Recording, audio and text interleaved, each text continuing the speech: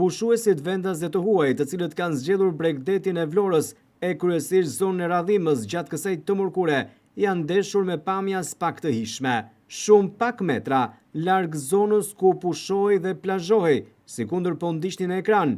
Fadromat e firmës që po punon për Lungomare 3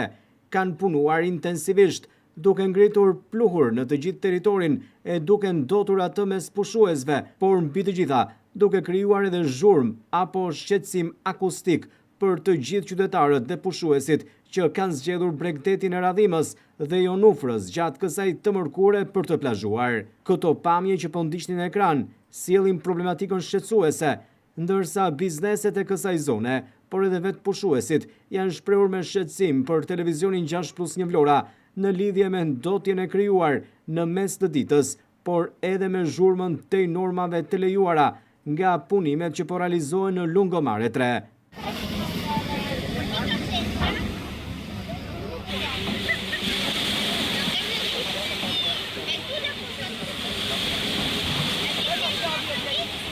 Data këtë të mërkur shënon 18 qershor dhe duhet që këto punime të ishin pezulluar për shkak se prishin sezonin turistik, por sjellin probleme edhe për biznesin që mezi e pret sezonin në këto 3 muaj të vitit. Ndaj institucionet duhet të marrin masa me qëllim që punime të tilla në mes të ditës të mos kryen më, pasi sjellin shqetësim jo vetëm për biznesin, por edhe për qytetarët që në këtë periudhë kanë zgjedhur të pushojnë në Bregdetin e Vlorës dhe zonën e Radhimës.